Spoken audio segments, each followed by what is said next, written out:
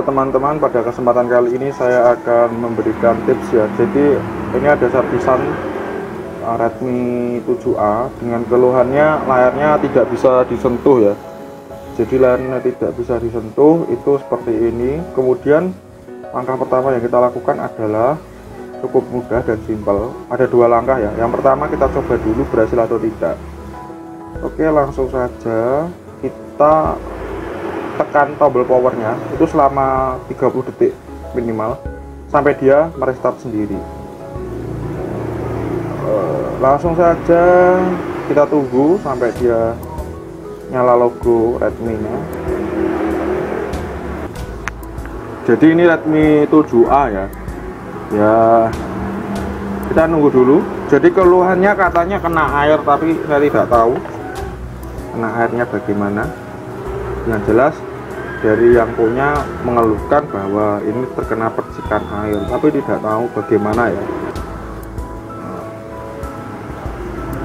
Apakah masih ternyata tidak bisa dipencet sama ya. Kalau tidak bisa dipencet, maka langkah selanjutnya adalah kita harus bisa membongkar Redmi 7A ini ya, untuk mengecek fleksibelnya bagaimana. Oke, saya jeda dulu, alatnya lupa. Oke, selanjutnya kita membuka ini ya, bisa pakai sembarang, SIM card juga boleh kalau nggak ada. Nah itu kita buka pelan-pelan sisi-sisinya, jangan sampai rusak karena ini HP-nya orang ya, bukan HP-nya sendiri. HP-nya sendiri ya tak gaskan ya. Terus kita buka pelan-pelan dengan perasaan tentunya ya. Kalau nggak punya perasaan ya nggak usah membuka HP, tidur aja di rumah. Oke,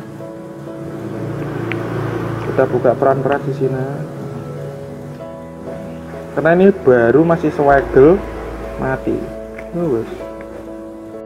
Oke, setelah saya bersusah payah, selanjutnya kita coba. Nah, sudah kebuka kan. Langkah selanjutnya yang kita lakukan adalah mengecek fleksibel di sini ya. Kita buka satu persatu fleksibelnya.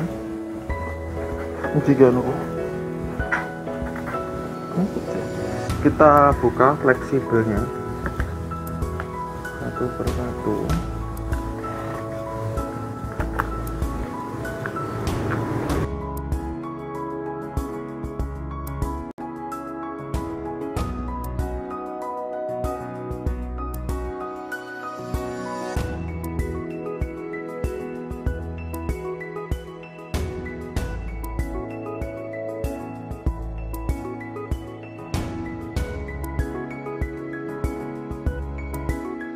Terus selanjutnya khusus yang ini setelah dibongkar ini membuka segel Xiaomi-nya harus dengan teknik, kalau bisa jangan sampai terkena itu ya, goresan tangan kita, jadi takutnya mengurangi harga. Nah ini jangan sampai hilang kalau bisa.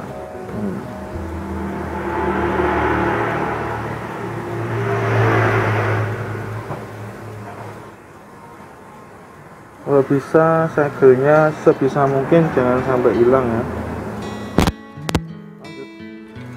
Kita bongkar.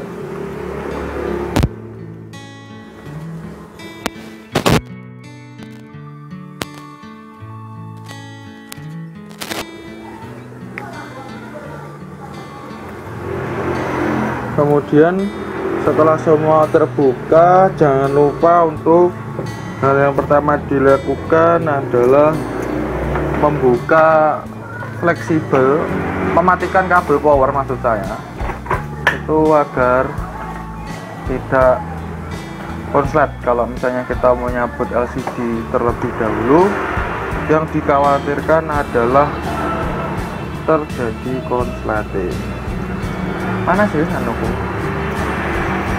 Mau cari pinset dulu ya, pinset saya ini kemana? Udah lupa, mbak naruh.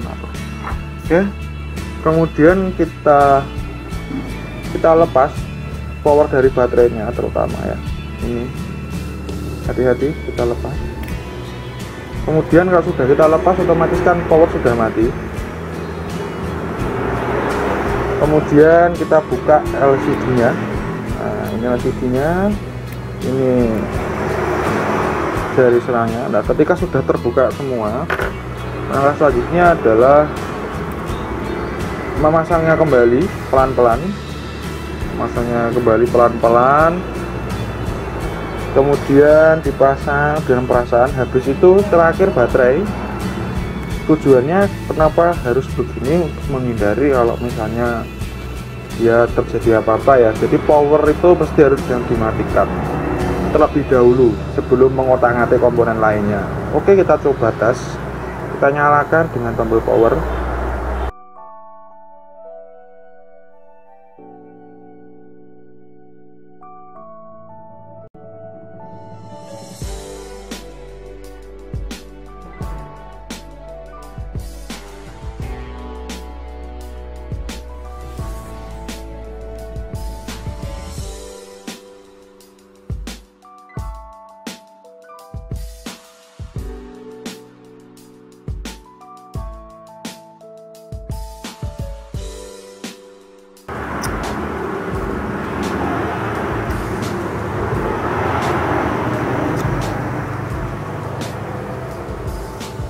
Kita lihat dulu. Oke, kita pencet, ternyata masih tidak bisa ya. Kalau tidak bisa, kita langkah selanjutnya mematikannya kembali. Lalu terus kemudian yang selanjutnya, kalau misalnya tetap nggak bisa, itu dilihat dulu apakah ada jumper yang rusak atau yang rusak fleksibel ya. Ternyata masih bagus semua sih, nggak ada problem sebenarnya. Coba kita sikat sedikit ya pada bagian ini. Fleksibelnya mungkin kotor, kena kerak. Lah ini loh, ada keraknya. Pada bagian ini ada keraknya. Oh, set. Ini ada keraknya ya. Ini ada keraknya di sini. Nah, ini ada keraknya di sini kan. Itu disikat. Kok bisa ya? Ini kena air soalnya. Saya nggak tahu ini.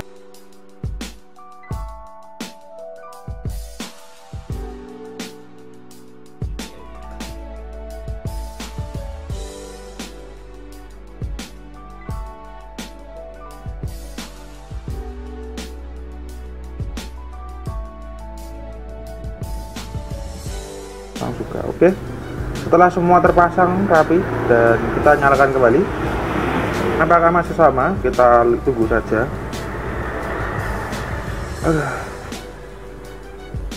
Apa serak powernya? Nah, ini kita tunggu dulu.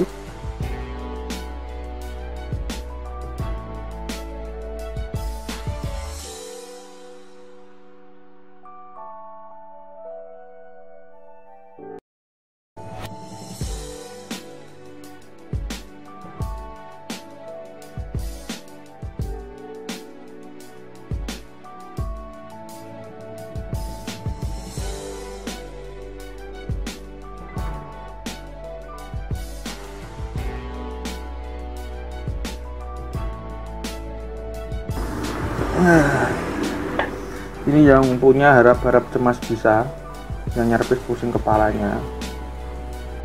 Oke, tadi sudah saya reset HP-nya, baterainya semua sudah saya copot, saya reset data, dan ternyata hasilnya masih sama ya, nggak bisa dipencet. Kalau misalnya saya pasang lagi, ini baterainya saya pasang. Oke, itu saya nyalakan lagi.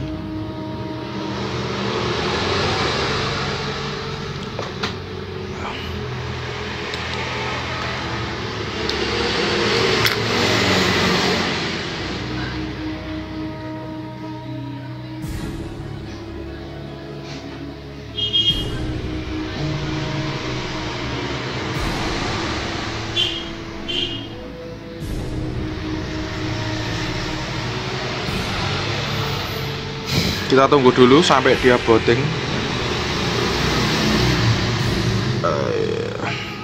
Ya tidak bisa ya, masih sama. Nah, ini setelah nyanu ternyata dia bisa. Oke ya. Terus kemudian saya penasaran, ternyata ada sedikit korosif pada bagian bawah charger ya. Jadi korosif karena terkena air tentunya. Nah itu sekarang yang kita matikan.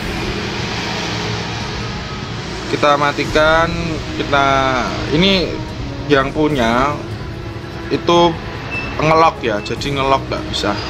Tapi ini sudah bisa sih, tadi saya lepas, saya pasang bisa. Oke ya, sudah normal. Cuman ada korosifnya ya, kita coba lepas dulu. Kita lepas lagi pada konektor baterainya. Nah, kemudian kita lihat dulu pada bagian ini bawahnya, pada fleksibelnya terutama. Nah, di sini ada korosif ya. Jadi ini teman-teman bisa tahu. Nah, ada keraknya. Nah, ada keraknya. Caranya, kalau saya biasanya kalau cairan saya habis buat bersihkan, saya cukup menyikat ringan pada bagian yang korosif tentunya. Ini disikat pelan-pelan, diusahakan sampai bersih, tidak usah tergesa-gesa ya. Jadi setelah bersih seperti ini, korosifnya hilang setidaknya. Kemudian pada fleksibelnya kita cek dulu, putih kan? Kita cek, kita gosok pelan-pelan sampai sekiranya bersih. Kalau sudah oke, kita masukkan lagi. Nah, itu kita nyalakan lagi. Kita coba nyalakan lagi ya, kayak apa. Oh iya, ini lupa saya pasang. Jadi memang sih kalau keluhan air ya seperti ini, pasti ada komponen yang korosif kalau antara fleksibelnya. Tapi kalau misalnya nggak korosif, itu biasanya pada bagian di atas, entah jalurnya atau waktu kita mengukur tegangan itu harusnya 1,8 volt, itu tidak mencukupi ya kalau kita pakai multitester. Tadi hampir saya bongkar mobilnya, cuman saya berpikirnya, saya itu bingung antara keduanya karena korosif pada bagian atas itu kan ada sedikit kayak korosif kan ya di atas ini. Sudah saya bersihkan tadi dan ternyata saya membuka bawah itu juga mikir bisa jadi terjadi pada jalur chargernya, tapi saya tidak tahu. Jadi saya bongkar lagi, ternyata permasalahannya ada di sini. Padahal semua langkah sudah saya lakukan ya. Ini jadi sudah oke, sudah normal.